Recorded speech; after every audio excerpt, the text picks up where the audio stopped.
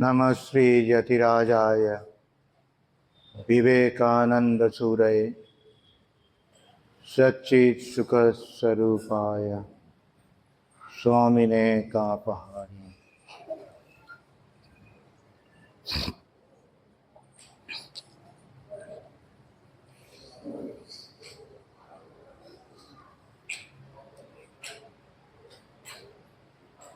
আমরা দেখছিলাম যে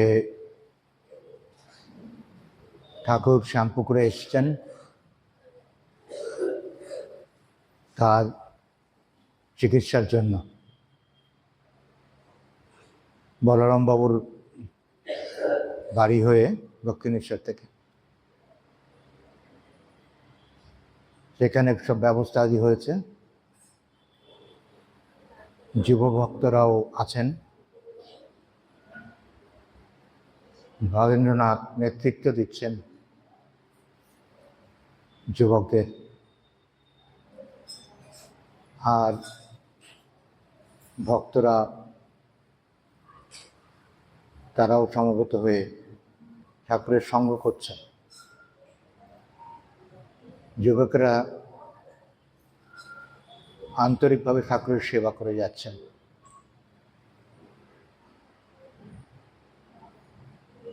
এও দেখেছি যে কিছু কিছু ঘটনা যেগুলো উল্লেখযোগ্য সেগুলো ঘটছে, এবং তার মাঝে নরেন্দ্রের ভূমিকা খুব তাৎপর্যপূর্ণভাবে উঠে আসছে। এই শ্যামপুকুরে ঠাকুর যে আছেন, অনেকেই ভাবছেন যে ভক্তদেরকে প্রেমসূত্রে সঙ্গবদ্ধ করবার জন্য তিনি দেহের এই ব্যাধি স্বীকার করেছেন। তোমার স্বেচ্ছায় তিনি এই রোগ তার শরীরে আসতে দিয়েছেন। তাদেরকে একসঙ্গে রাখবেন বলে উদ্দেশ্য একটি সংঘ প্রতিষ্ঠা করা, যে সংঘের মাধ্যমে নরেনের ভেতর দিয়ে ঠাকুর লোকশিক্ষা দেবেন, জগৎ কল্যাণ করবেন। নরেনকে আচার্য রূপে প্রতিষ্ঠিত করে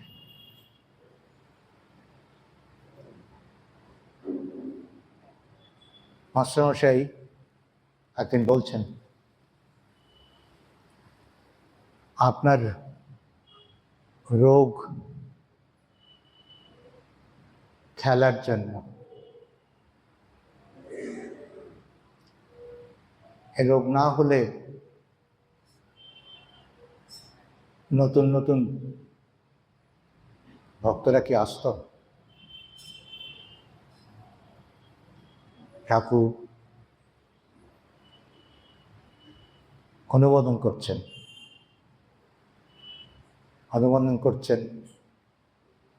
মন থেকে, তার প্রতিবাদ করছেন না। এটাই প্রমাণ যে ভক্তরা যেটা ভাবছেন সেটা ঠিক।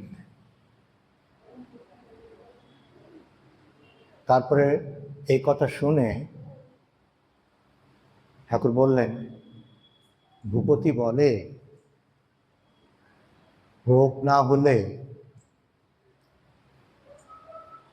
শুধু বাড়ি ভাড়া নিলে লোকে কি বলতো? এই যে ঠাকুর ভূপতির এই বাক্যটি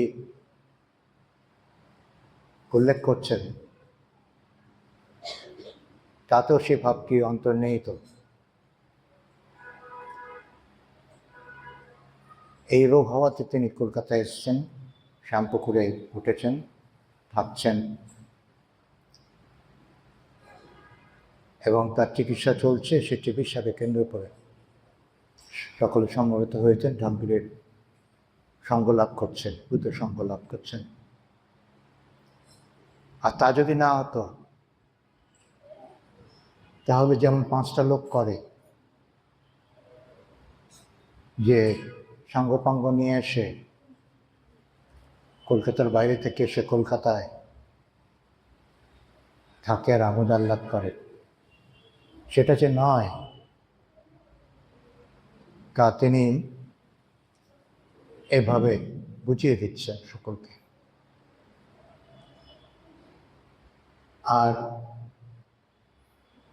আর একটা জিনিস লক্ষণীয়, বিশেষ করে নরেনকে বৈরাগ্যে উৎসাহিত করছেন।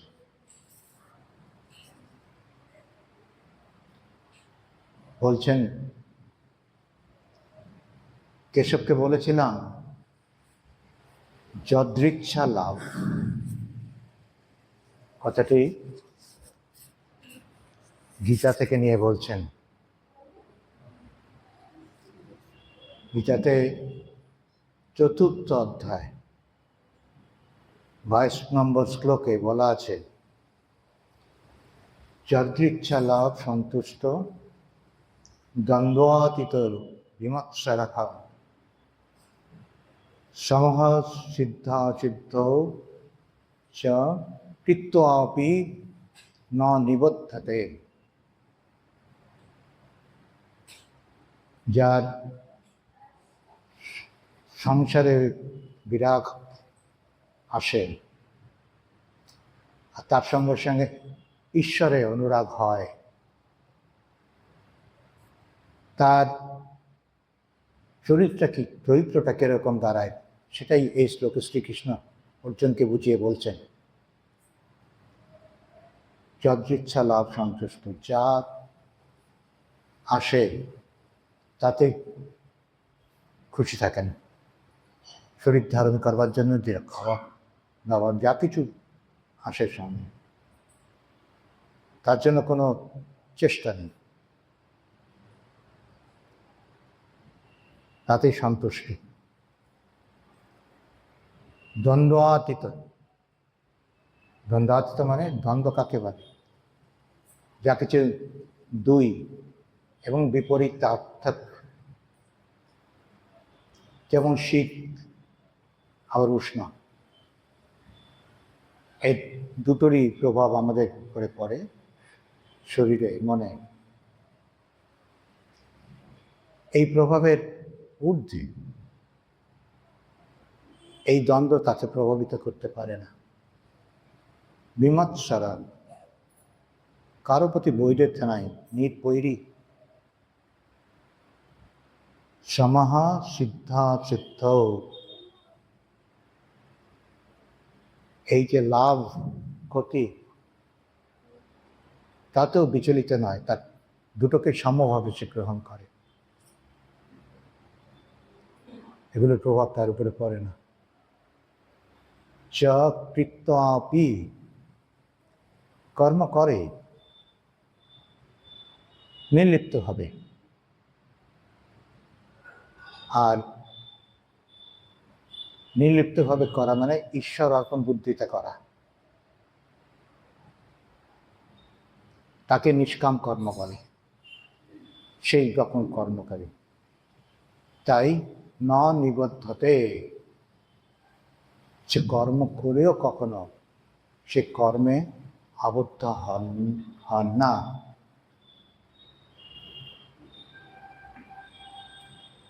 এইকে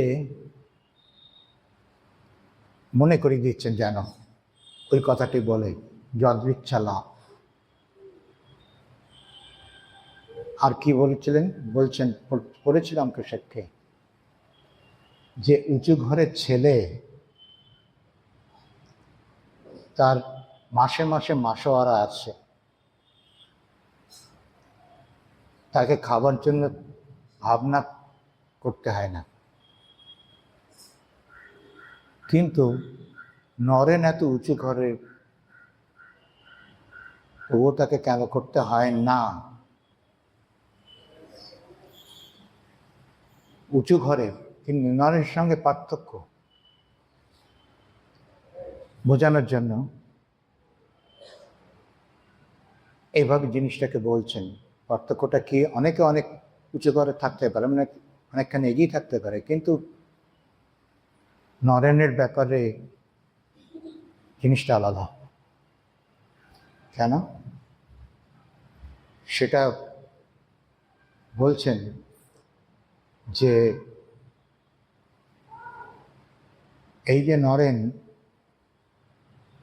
নরেনের যে বিষয়ের চিন্তা একেবারেই ছিল না, বিষয় নিয়ে তার ভাবনা চিন্তার কোনো লেশমাত্র মনে ছিল না। তাই তিনি বলছেন, ভাবটা বোঝানোর জন্য বলছেন, ভাবটা হচ্ছে তার মনে এই যে ঈশ্বরই বস্তু আর সব অবস্তু।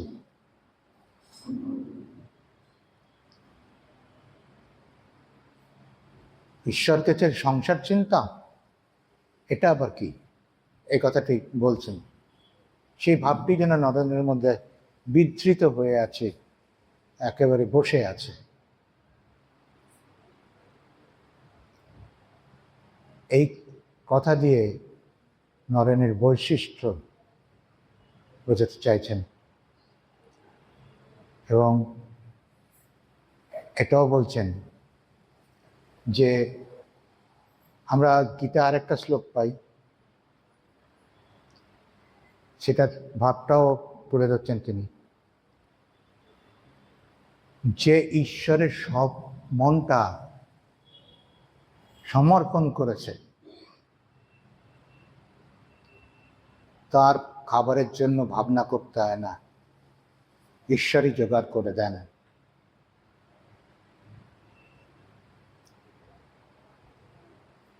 নবম অধ্যায়ে 22 নম্বর শ্লোকে আবার শ্রীকৃষ্ণ বলছেন, অনন্যাস চিন্তয়ন্ত মাং যে জনাঃ পর্যুপাসতে তেষাং নিত্যাভিযুক্তানাং যোগক্ষেমং বহাম্যহম।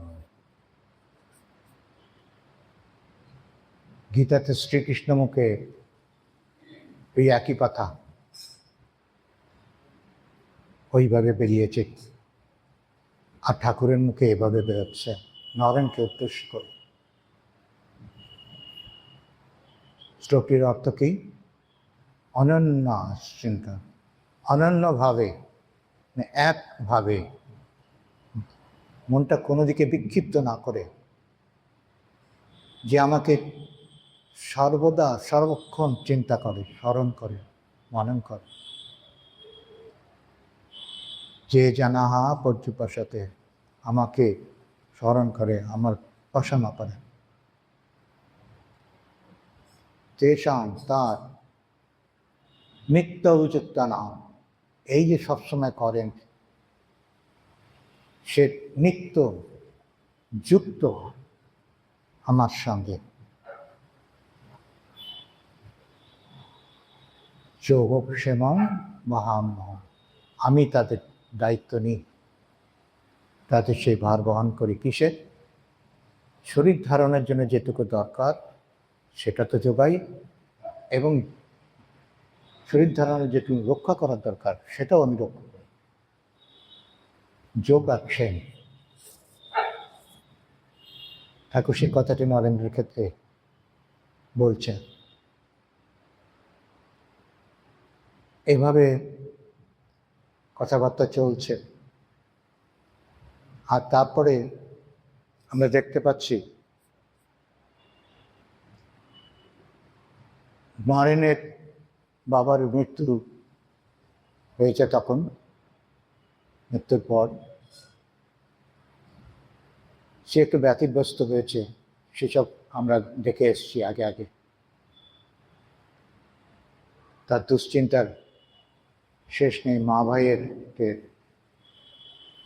গ্রাস আচ্ছাদনের ব্যবস্থা করবার উপায় তিনি খুঁজে পাচ্ছেন না। বিদ্যাসাগরের স্কুলে চাকরি পেয়েছিলেন, সেটাও হারিয়েছেন। তারপরে তিনি ভাবছেন যদি একটা কোনো বন্দোবস্ত করতে পারেন মা ও ভাইদের, করে নিশ্চিন্ত হবেন এবং তারপর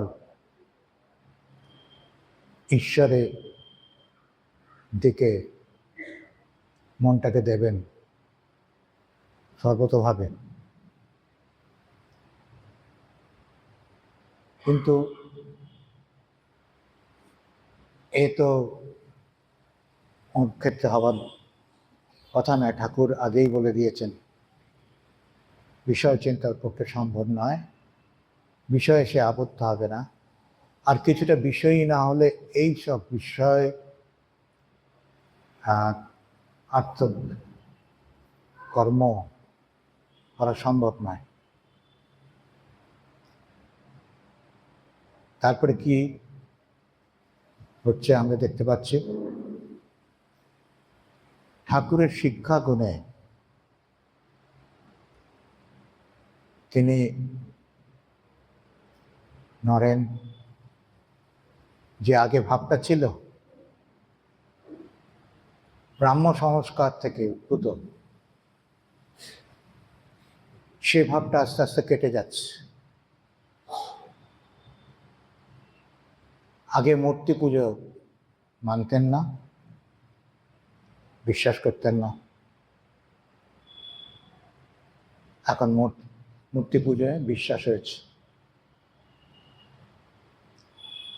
অবতারবাদ তা স্বীকার করতেন না, এখনো পুরোটা স্বীকার না করলেও অনেকটা সেই মতের দিকে চেয়ে তিনি কিছুটা এগিয়েছেন এবং কিছুটা মেনেছেন, সেটাও বোঝা যাচ্ছে। তাই তিনি সম্মুখে বলছেন যে শ্রীরামকৃষ্ণকে আমরা ঈশ্বর উপম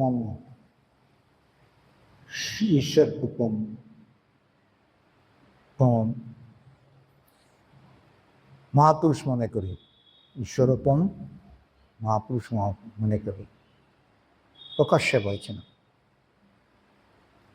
ডাক্তার সরকারের সঙ্গে বিচার করছেন এই অবতারবাদ নিয়ে, বলতে বলতে বলছেন যে আমি তো ওনাকে ঈশ্বর বলছি না, কিন্তু ঈশ্বর তুল্য একজন ব্যক্তি বলছি। আগে যে অবস্থা মনের ছিল অবতারবাদ নিয়ে, তার থেকে অনেকটাই তিনি বেরিয়ে আসতে পেরেছেন। আর কি বলছেন? বলছেন যে নরলোক ও দেবলোকের মাঝখানে একটি স্থান আছে, যে স্থানে কেউ পৌঁছলে সে মানুষ না, তিনি মানুষ না ঈশ্বর বলা কঠিন সঠিক করে। ঠাকুর যেন সেই স্থানটিতে গিয়ে পৌঁছেছেন।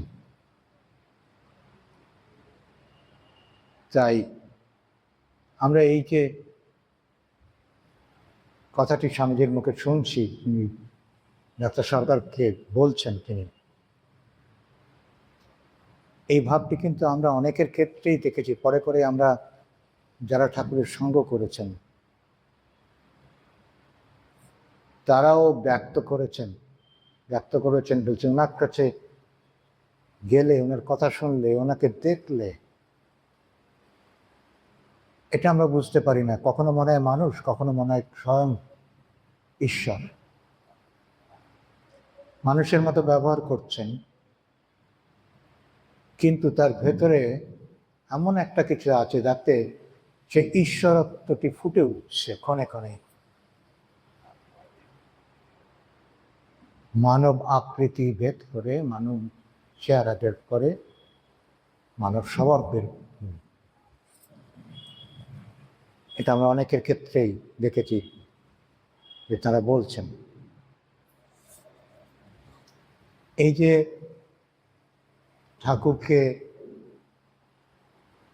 অবলম্বন করে ভক্তদের মেলামেশা, তার ফলে কি হয়েছে? ভাব গম্ভীর, চিন্তার পরিশুদ্ধি, পরস্পরের মধ্যে প্রীতি বৃদ্ধি পাওয়ার সঙ্গে সঙ্গে জানতে কিংবা অজান্তে সংজ্ঞা প্রতিষ্ঠার কাজ দ্রুত এগিয়ে চলছে।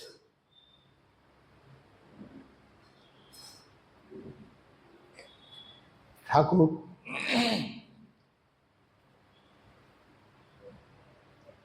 কিছু করছেন না এটা আমাদের ভাবার কোনো কারণ নেই। ঠাকুর সবসময় সক্রিয়। এই যে সংঘ যে হবে, সেই সংঘের যে ভাবটি হবে,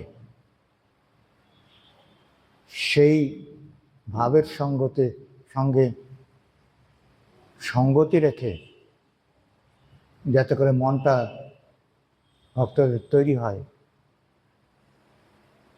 সেই দিকেও নজর রাখতেন, সেভাবে তাদেরকে প্রস্তুত করছেন।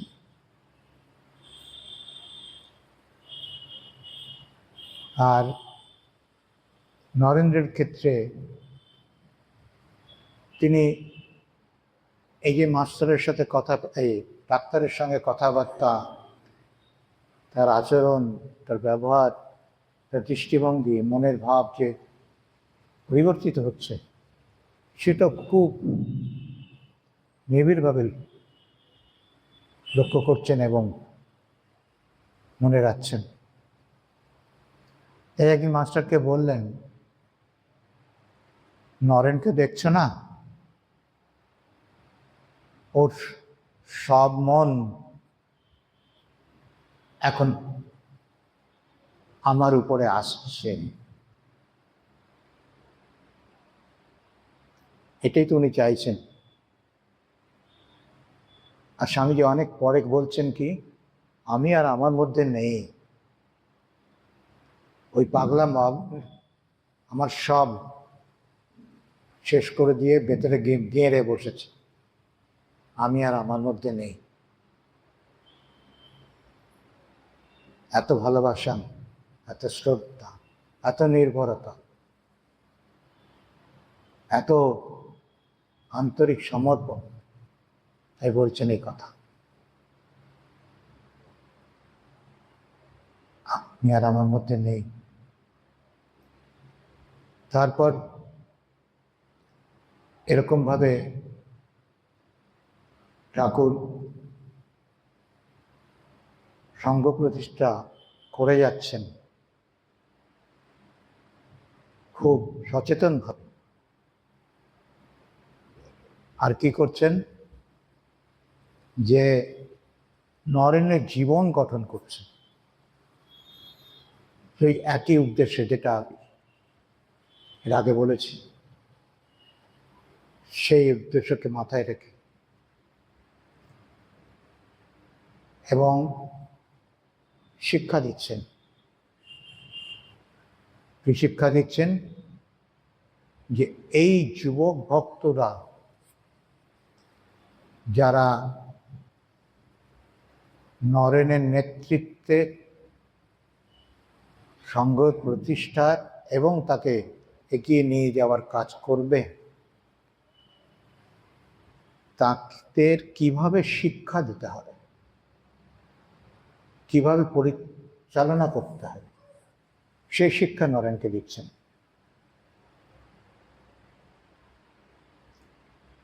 নরেন তৈরি হচ্ছেন ঠাকুরের শিক্ষায়, আর অপরদিকে ঠাকুরের শরীর দিনে দিনে আরো খারাপ হচ্ছে। এই যে ডাক্তার চিকিৎসা করছেন, এই চিকিৎসা প্রথম দিকে যে ওষুধগুলো দিয়েছিলেন, সেই ওষুধগুলো একটু আধটু প্রাথমিকভাবে ফলপ্রদ হলেও পরের দিকে আর কাজ করছিল না, ফলপ্রদ হচ্ছিল না। তাই ডাক্তার ও সেবকরা খুব চিন্তিত হয়ে পড়লেন, কি করা। তারা নিজেদের মধ্যে পরামর্শ করে ঠিক করলেন, বিশেষ করে ডাক্তার ভাবলেন যে এই কলকাতার দূষিত বায়ু, তার থেকে ঠাকুরকে যদি কলকাতার শহরতলিতে কোনো স্থানে মুক্ত বায়ুতে নিয়ে গিয়ে রাখা হয়, তাহলে উপকার সম্ভবপর।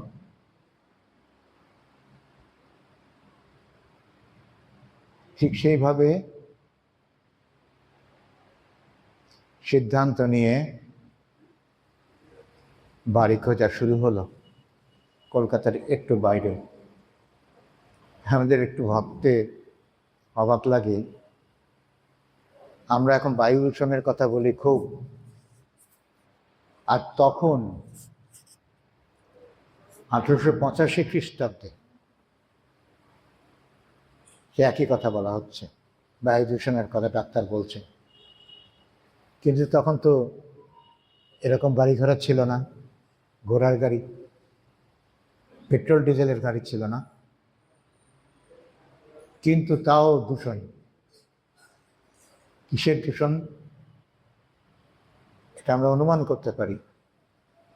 অনেক বাড়িঘর, লোকবসতি, কলকারখানা আশেপাশে, তার থেকে হয়তো। কেননা ব্রিটিশরা এসেছিলেন এখানে ব্যবসা বাণিজ্য করে, এখান থেকে উৎপাদন করে কলকারখানার মাধ্যমে তারা লাভবান হবেন। তাই কলকারখানা বসিয়েছেন চারিদিকে, আর অন্যান্য হয়তো এমন কিছু ছিল যা থেকে তখন মানুষের মনে এ কথাটি উঠেছে, এবং তারাও মনে করতেন যে কলকাতার বায়ু দূষিত। তাই ডাক্তারের মনে হচ্ছে একটুখানি যদি মুক্ত বায়ু থেকে থাকেন, তাহলে হয়তো কিছুটা উপকার হতে পারে। সেই মতো বাড়ি খোঁজা শুরু হলো।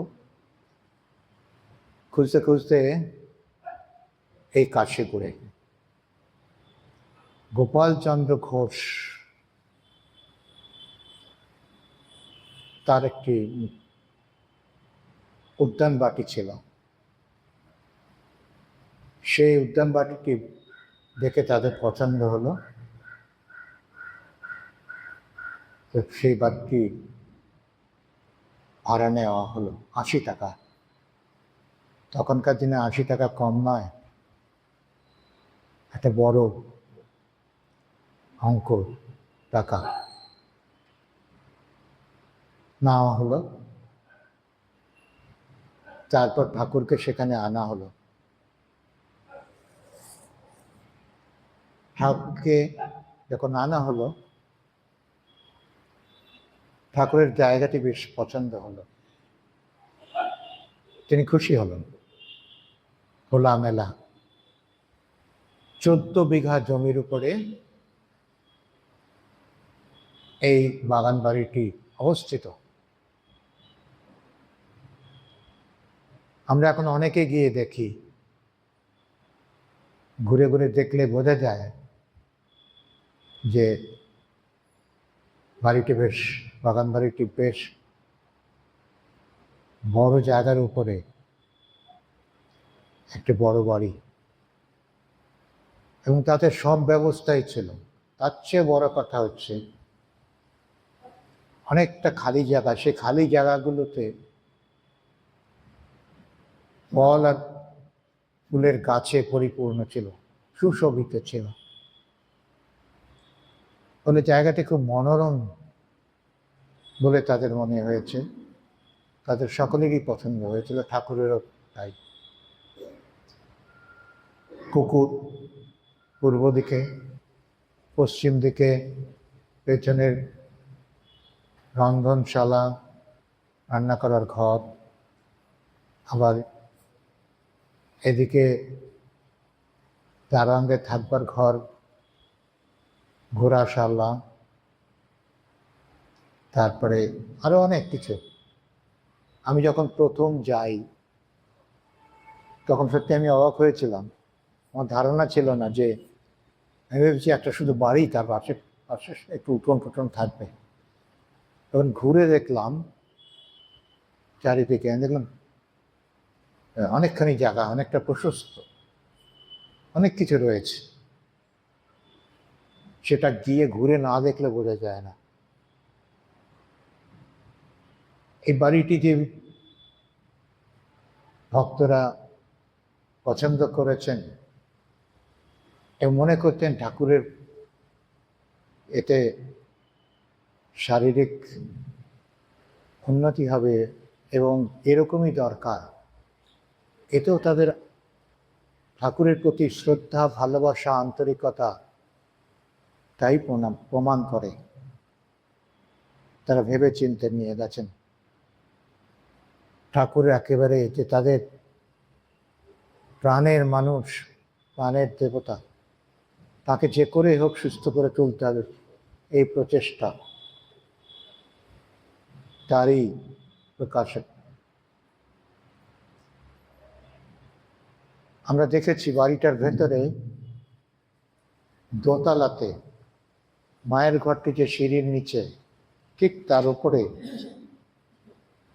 রয়েছে যে ছোট্ট একটি ক্ষুদ্র ঘর, সেটিতে ঠাকুর স্নান করতেন, এবং তার পাশেও আরেকটি ছোট ঘর, সেখানে একজন সেবক থাকতেন। আর ঠাকুরের ঘরটি আমরা দেখেছি, ঠাকুরের ঘরের নিচে যে হলঘর টলঘর যেখানে সেবকরা থাকতেন, সেগুলো বেশ প্রশস্ত সব ব্যবস্থা, জায়গা থাকবার জন্য। ফলে বাড়িটি খুবই উপযোগী ছিল ঠাকুরের থাকবার পক্ষে। তারপরে এই কাশীপুরে ঠাকুরকে অবলম্বন করে যে সংঘ প্রতিষ্ঠা কাজ চলছিল, ঠাকুর স্বয়ং তাতে সক্রিয়, সেটা খুব সুচারুরূপে এগিয়ে যাচ্ছে। কিন্তু যেটা মুখ্য বিষয় সেটা হচ্ছে ঠাকুরের সেবা। এই সেবাটিও একটি উপলক্ষ সংঘবদ্ধ করবার ক্ষেত্রে, এবং এই সেবার ক্ষেত্রে গৃহী ভক্তরা যেমন এই বাড়ি ভাড়ার ভার এবং অন্যান্য কাজের ভার নিয়েছিলেন, তেমনি যুবক ভক্তেরাও ভীষণভাবে সাথে যুক্ত হয়েছিলেন। স্বামীজি নরেন দেখলেন যে এখানে অধিক সংখ্যায় সেবকের দরকার, যুবক সেবক, দিন রাত থাকতে হবে। এইটা করতে গেলে তার নিজেকে দৃষ্টান্ত স্থাপন করে তাদেরকে আকৃষ্ট করতে হবে। তিনি সকলের কাজ ভাগ করে দিয়েছিলেন। যেরকম ভাগ করে দিয়েছিলেন খুব সুচিন্তিতভাবে। যে নিত্য রোজ ডাক্তারের কাছে গিয়ে ঠাকুরের অবস্থার বিবরণ জানাবেন, কে কলকাতায় গিয়ে বাজার করবে, কে বরানগরের বাজার করবে, কাশীপুরের পাশেই বরানগর, সেখানে বাজার আছে বড়, সেখানে গিয়ে বাজার করবে। আর কে ঘরদোর পরিষ্কার করবে, আর কারা পালাক্রমে দিন রাত ঠাকুরের শয্যার পাশে সেবক হিসাবে থাকবেন।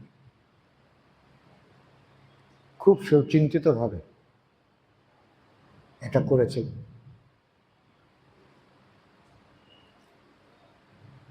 এই যে স্বামীজি দৃষ্টান্ত স্থাপন করছেন, সেটা কিভাবে? তার তো সমস্যার অন্ত নেই। তার মাঝে তিনি তখন আইনের পরীক্ষার জন্য প্রস্তুতি নিচ্ছেন, আর পাশাপাশি কি চলছে? বাড়ি পৈতৃক মিটার ভাগাভাগি নিয়ে জ্ঞাতিদের সঙ্গে কলকাতার হাইকোর্টে মোকদ্দমা চলছে। এই দুই কারণে নরেনের কলকাতায় থাকার বিশেষ প্রয়োজন, কিন্তু তিনি তা করলেন না। ঠাকুরের সেবার জন্য তিনি ঠিক করলেন তিনি কাশীপুরেই থাকবেন। সেবা করতে করতে অবসর সময় তিনি আইনের পরীক্ষার জন্য তৈরি হলেন, আইনের পড়া করবেন। তিনি ভেবেছিলেন যে আইন পাশ করে কয়েক বৎসর আইনের ব্যবসায় থেকে অর্থ উপার্জন করে মা ও ভাইয়েদের গ্রাসাচ্ছাদনের একটা ব্যবস্থা বন্দোবস্ত করে নিশ্চিন্ত হয়ে সংসার ছেড়ে সাধন ভজনের রত হবেন, ভগবানের সাধনায় রত থাকবেন। এই যে তিনি এই সিদ্ধান্ত নিলেন, তাতে অন্যান্য যুবকেরা এই দৃষ্টান্তে আকৃষ্ট হয়ে কাশীপুরে এসে জুটল। তাদের মধ্যে কারা ছিলেন? 12 জন। রাখাল, বাবুরাম, যোগেন, নিরঞ্জন, দুরগোপাল, লাটু, কালী, শশী, শরৎ, পুটকগোপাল প্রভৃতি। আর এর মধ্যে সারদা, ত্রিগুণাতীতানন্দ, যার নাম পরে হয়েছিল, তিনি বাবার নির্যাতনে সবসময় আসতে পারতেন না, মধ্যে মধ্যে 1-2 দিন এসে থেকে যেতেন। আর হরিশ এসেছিলেন,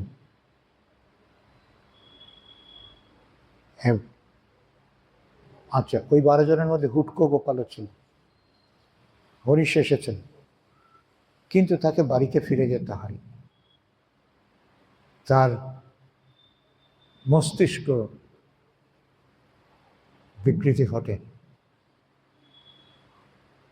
পাগল হয়ে যায় কিছুটা। তো নরেন তো কাজ ভাগ করে দিয়েছেন, সকলের সেবা করছেন, আর ওই ঠাকুরের আশেপাশে থেকে ঠাকুরের সেবা করতে করতে নিজেদেরকে তৈরি করছেন সঙ্গে, যাতে করে একেবারে নিজেদেরকে নিয়োজিত করতে পারেন। আর ঠাকুর সেই কাজে তার যে অবদান, সে অবদান রেখে যাচ্ছেন বিভিন্নভাবে। তাই কাশীপুরের থাকাটা খুবই একটা রামকৃষ্ণ সঙ্গের ক্ষেত্রে ঠাকুরের যে কাশীপুরে বাস একটি অত্যন্ত তাৎপর্যপূর্ণ ঘটনা। শ্যামপুকুরে ঠাকুর ছিলেন কম বেশি 2 মাস। অক্টোবরে এলেন, আর 11 ডিসেম্বর শ্যামপুকুর থেকে কাশীপুরে এসে উঠলেন। আর কাশীপুরেও কম বেশি 8 মাস। সর্বসাতুল্যে 15ই অগস্টে ঠাকুরের মহাসমাধি ঘটে। সে পর্যন্ত 10.5 মাসের মতো তিনি শ্যামপুকুর ও কাশীপুকুর মিলিয়েছিলেন।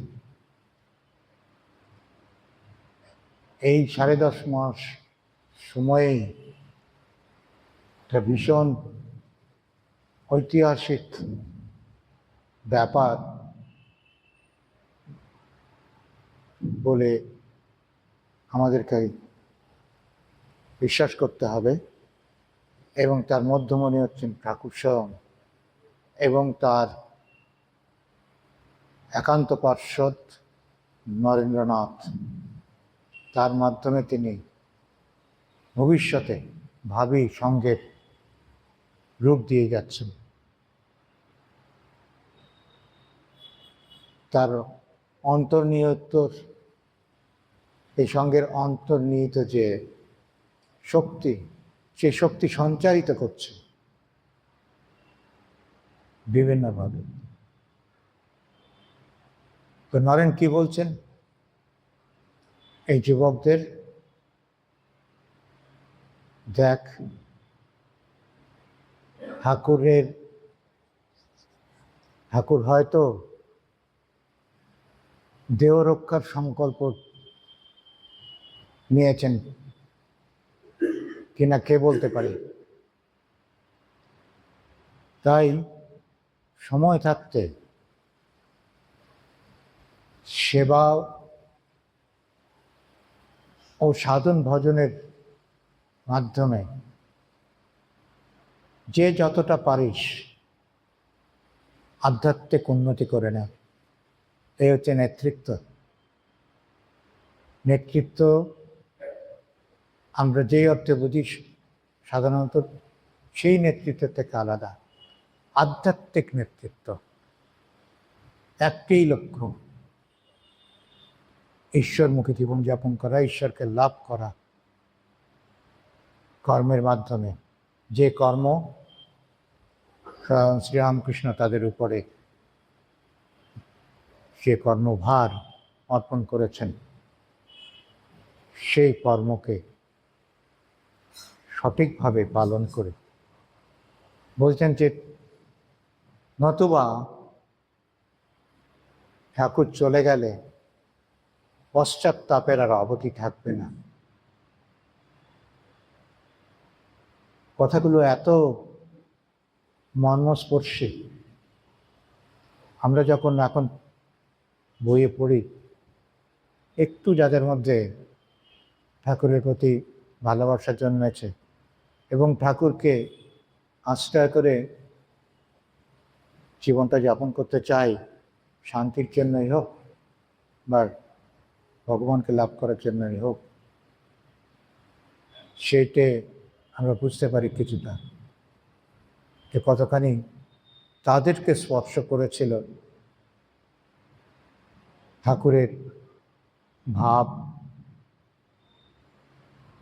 ঠাকুর স্বয়ং তার জীবন ও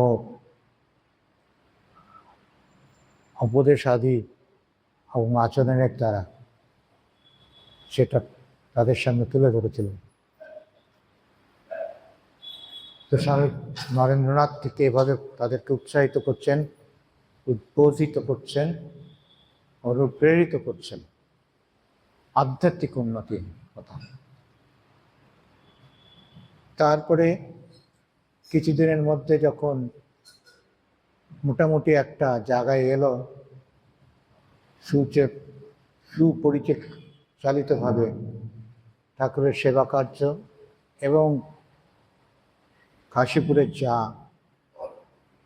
কাজকর্ম সেগুলোর যে বন্দোবস্ত তিনি করেছিলেন, সুশৃঙ্খলভাবে যখন চলতে শুরু করল, তখন তিনি ঠিক করলেন যে কয়েকদিনের জন্য বাড়ি যাবেন। একদিন ঘুমোতে যাওয়ার সময় সে সিদ্ধান্ত নিয়েছেন যে বাড়ি ঘুরে আসবেন, কিন্তু ঘুমোতে কি আর ঘুম এলো না, উঠে পড়লেন সঙ্গে সঙ্গে। উঠে পড়ে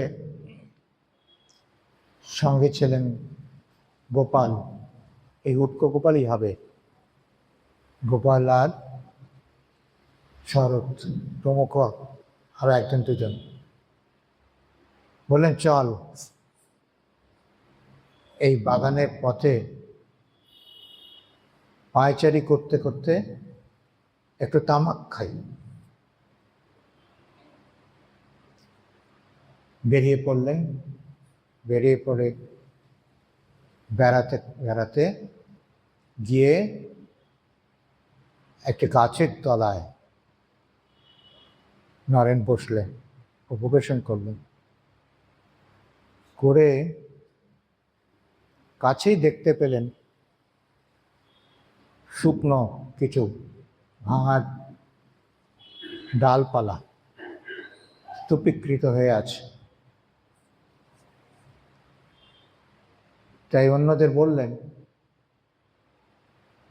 দে এতে আগুন জ্বালিয়ে দে, আগুন লাগিয়ে দে।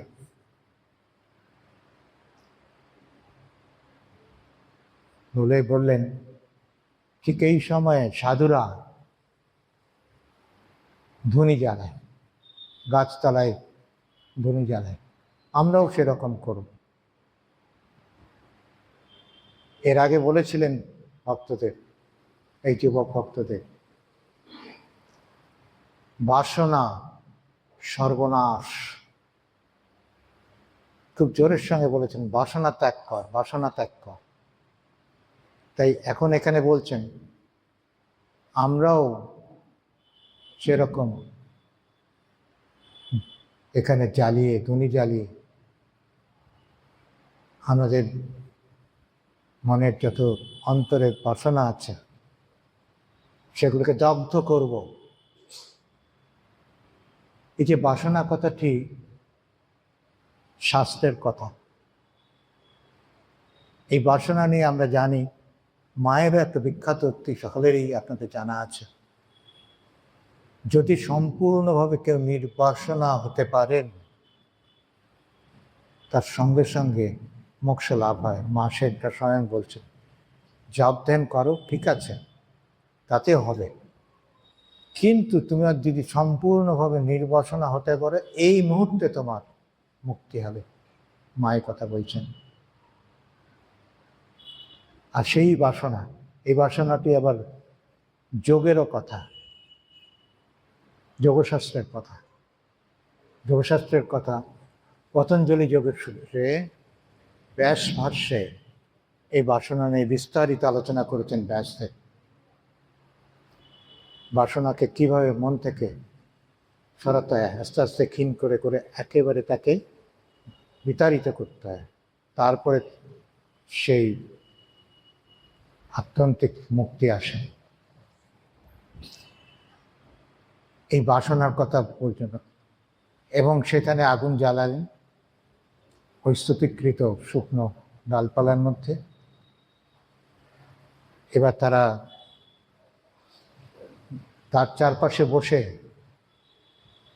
চিন্তা করতে লাগলেন তাদের অন্তরের নিভৃত স্থানে যেসব বাসনাগুলো রয়েছে তারা যেন আহুতি দিচ্ছেন, আহুতি দিয়ে হোম করছেন। শঙ্করাচার্যের এই বাসনা নিয়ে একটা বিখ্যাত শ্লোক আছে বিবেক চূড়ামণিতে, ক্রিয়া নাশ ভবেৎ বিষয় চিন্তা নাশ, তস্মাৎ अस्मात् বাসনাক্ষয়া বাসনা প্রক্ষয়া মোক্ষ সা জীবন মুক্তি বিশ্বতে। এই যে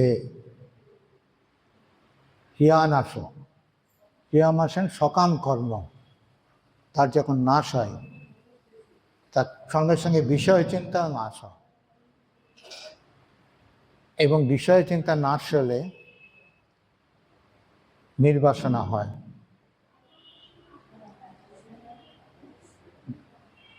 এবং সেটা যদি প্রকৃষ্টভাবে হয় তাহলে মোক্ষ লাভ হয়। মানুষ যখন এই অবস্থায় পর পৌঁছে যায় সে তখন জীবন মুক্ত, তাকেই জীবন মুক্তি বলে। এটা শঙ্করাচার্য বলছেন বিবেক চূড়ামণিতে। তারপরে ওই ধুনির চারপাশে এইভাবে চিন্তা করতে করতে 2-3 ঘন্টা তাদের কেটে গেল। যখন তারা ওখান থেকে উঠলেন, শুতে গেলেন, তখন ভোর 4টে বাজে। আজকে এই পর্যন্তই থাক, পরের দিন দেখব আর কি আছে। ওম শান্তি শান্তি শান্তি। রামকৃষ্ণ।